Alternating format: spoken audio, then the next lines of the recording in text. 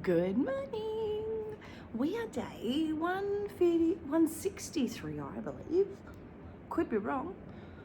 It's early in the morning, right? I've just woken up, probably about 10 minutes ago. This is me, real raw and unfiltered in the morning. It's a lot, yeah, I know. But the reason I do this is because I am a huge believer that we can set daily intentions at any time during our day. And for me, this is the quiet moment I get every morning before the family arrives. And while the children aren't here today, they've gone to stay at their other parents' homes, it's quiet. It gives me an opportunity to ground into myself. It gives me an opportunity to set the intention for how I want to feel for my entire day. I work from home, so if you were to pan this camera this way, there's my healing table. And so it's really important to me that the energy is what is needed for my day and your day if you're coming to receive any kind of energy work from this space. Now, when we do energy work, did you know that if I was to have a fight with my partner, then you would feel that coming into my home? And so it is so important on how I hold the energy in my home always, because that residual energy you feel. Now, if you walk into someone's home and it's calm and grounding, and there is no one that fights in their home, even the nickering, like there's none of that, it stops negative and lower vibrations from festering and building, because our home, it holds everything, all of it, our goodness, our bad. It holds you when you're sick, it holds you when you're happy, and it holds you when you're moving through grief. It holds you when you're having the happiest day of your life. And so the walls in our home reflect that a lot. And so it's important that we create intentions to feel how you want to feel. Now, usually when I finish this video, I will light incense or a candle, put oil in the diffusers. I will check this room to make sure that visually, and I'm looking around and I can see a cup on the kitchen bench and I can see a water bottle on the dining table. Now those things, I know if I was to walk into someone's house, I would notice that. Not that it makes the home untidy, but they're things I notice. And so when someone comes into a home, I want them to feel they don't have to take notice of those things. They can just receive and take in all of the goodness that the room holds, because we've got lots of cool shit in here. You've got bowls, you've got pictures, you've got prints with affirmations. I've got crystals everywhere. And so it's just important that we create the tone or the intention that you want to feel, right? Let's begin our morning with our luminous humanist. This morning's off already on an interesting tone. We are the 13th of August today. It's actually my grandma's birthday. In heaven. She's a beautiful woman, my favourite grandma, and one of her very dearest friends, I believe, will go today. We'll see. He was put on morphine yesterday morning and in palliative care as of last week, so we're just waiting on the body now. The body knows when it's ready, right? Trust our wise. This morning's message is supernatural though. Imagine that your biggest dream, your greatest desire, your most coveted goal, instead of being grandiose and out of reach, was simple, achievable, and only a breath away. You are naturally coded to live your dream life, the one the universe uniquely placed in your heart, along with a perfect map for how to arrive there and achieve it. Fulfilling the goals the universe placed in your heart is the most natural thing in the world for me to do. Fulfilling the goals placed the universe placed in my heart is the most natural thing in the world for me to do. That makes me emotional. Oh, I hit a note there this morning. That's what we call an activation or a trigger. And what that has done is it has reminded me exactly where I'm meant to be. And we're doing the work by doing this, by being present, by being in the space. And I'm doing it by writing, by sharing my story, by being vocal about the pain and the suffering that I've been through in my whole life. Icky, I know. But without all of that pain and suffering that I've endured for the majority of my adult life and childhood life, here I am, teaching others how to create a pause for themselves, or how to teach them self-love, or emotional intelligence, or how to open up their body, how to feel energy. And it's been one of the most coolest adventures I've ever been on, and helping others to learn these things is a pretty cool adventure. When I started this journey, I remember visiting my mentor, Calm. She is an incredible healer and reader. If you've never met Calm Guthrie, you're missing out. She works with some incredible energy. Very angelic is the stuff that she works with. It is a gift. And when I did all of my development and psychic training with Calm, I went through, I want to call it like an initiation, I guess would probably be the best way to describe it.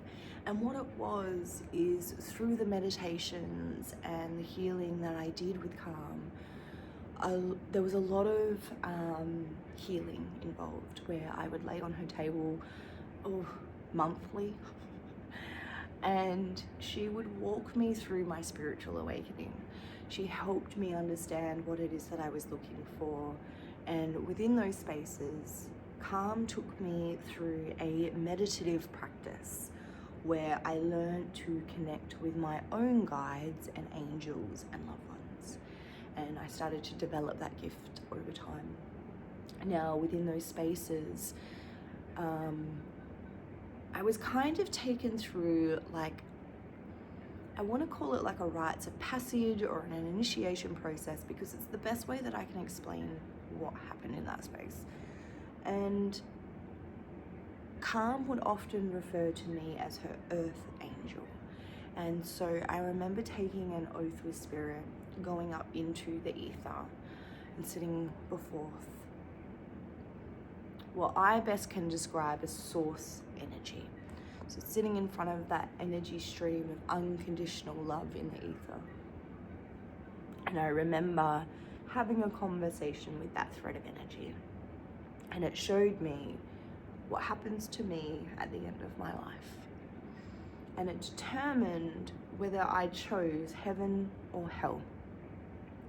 And my spiritual team at the time guided me and showed me that heaven and hell were not places that we go to afterwards. That heaven and hell is a reference of your mind. If you are stuck in your negative thoughts, you are stuck on a hell on earth. If you have positive thoughts, you are on heaven on earth. And so Spirit showed me these things throughout this process. And then it showed me at the end of my lifetime, I could choose and see what I chose throughout my life. And at the end of the day, everything gets weighed. My heart will get weighed, my body will get weighed, my mind will get weighed, my spirit will get weighed. And those things will determine what kind of human being I chose to be here to be. And Spirit showed me the consequence to certain actions, and showed me, like, it was a lot in a little space, right? Because you know how Spirit work, gotta dump you with all the information. And so I really sat in those spaces with Spirit. I really sat and learned. Really sat and watched. I understood the consequence of the journey that I was taking, which is pretty wild.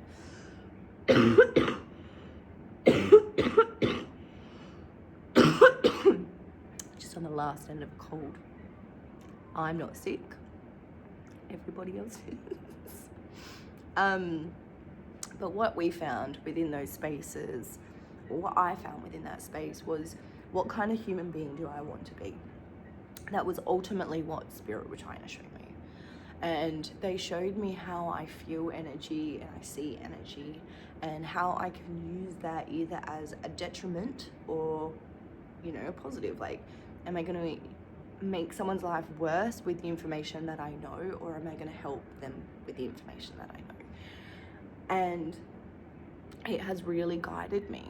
It has really allowed me to drop into my own intuition and to really feel what it is that I am looking for from all of the things. And it is a big integral question that I ask myself every time I speak. Is this helping them? Or am I making the situation worse? And I know there are many of the light workers out there, but not all of us have the same intention. And so I guess it's just, again, use your own discernment. You feel it, right? This is why I enjoy teaching what I teach, because eventually you won't need me. You'll know all for yourself, and then you won't need a reader or a healer. That is the point of what I teach. I don't want you to rely on people like me. We don't need to. If I don't need to rely on people like me, then you don't need to rely on people like me, because we have the tools within. It's just finding the right mentor to show us what all of that should look like. A big part of understanding the mind, the body, and the soul, and working out what was integral and what wasn't, was working out where my mind conversated from. Is it positive? Is it negative? What side of the brain do those conversations come in from? How do I listen to those conversations when they do come in, and how do I action them? And so there's a lot of layers. It's not just a one simple shoe fits all kind of system, right? But this is where it's so important that you pick your healers based on what you feel.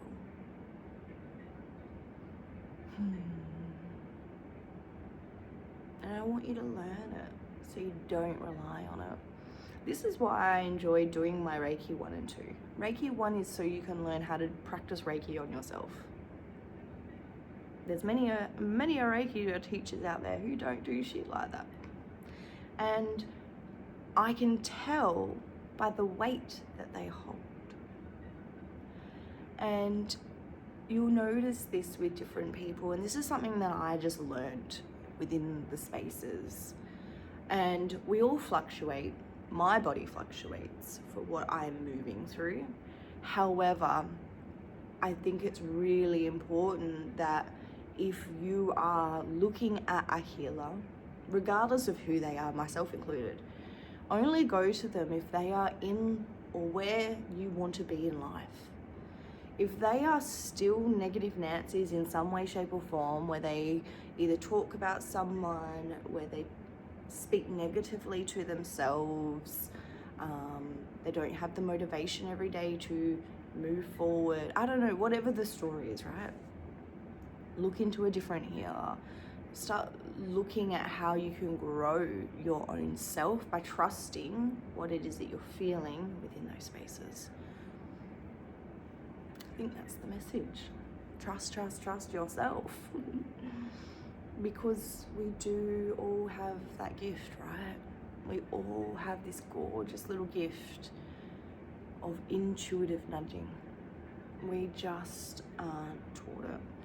We aren't taught emotional intelligence in our schools. We're not taught it, on large scales, and it is something that is freaking needed for humanity. When you learn how to unravel your mind, your body, and your soul, you feel better within. It's not an easy journey. There are moments, I'm not gonna lie, where you will stay in that head of yours because we're human. But it's how we move through it that is the important shift in our humanness walk. Trust yourself. It's important. Really important. And if you can't trust yourself, find people who can help you trust yourself rather than looking outside of yourself all the time. We're moving into this space and this era where we need to grow, we need to evolve, and we need to elevate as human beings. And the only way that we can do that is by coming back to love, kindness, and being truthful beings, having transparency, sitting with our integrity, all of the beautiful things. And I hope that's reflected in what I do. I hope all these things are reflected in what I do, because that would be icky, wouldn't it? All of these wonderful things, right? The human journey. Let's place this beautiful bubble of white light energy around our entire energetic fields today, so we can be honest and truthful, so we can give honest and truthful guidance to those who need it. May we help them move forward into alignment with their heart, their higher self, and their soul's journeys today. May we know all of the things and the words to say to help others move freely, confidently, and in alignment with their heart and their higher self and their journey. May we be safe, and protected today. Safe from all negative and lower vibrational energy, so we can do the healing and journeying that is needed today. So we too can move forward freely and confidently into alignment with our hearts and our higher self. May we have the most incredible day today. May our energy field be wrapped with beautiful yellow and white light energy, keeping us safe on our journey. And may anyone who projects their negative energies towards us today, may they be able to sit with that reflection. Because when someone points their finger at someone else, they have 3 fingers pointing back at themselves. And I just hope that they are able to sit and reflect on whatever that may be for them, with love and with healing. So they may move freely forward and confidently into alignment with their own hearts and their own higher self. My intentions is never to send negative energy towards back someone. It is always to ensure that they learn their lessons. Karma. I will never send you negativity. However, I will ask that you be redirected. And I will ask that it's done lovingly. And I will always ask that you are safe as you journey through that. Because that's where my heart is. Because I do to others as I would like done to me.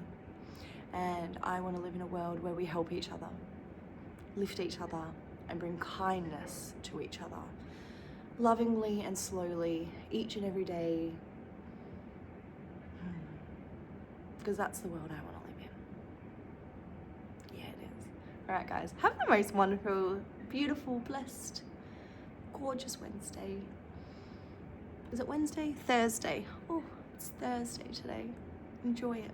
Have the most wondrous day. Mwah.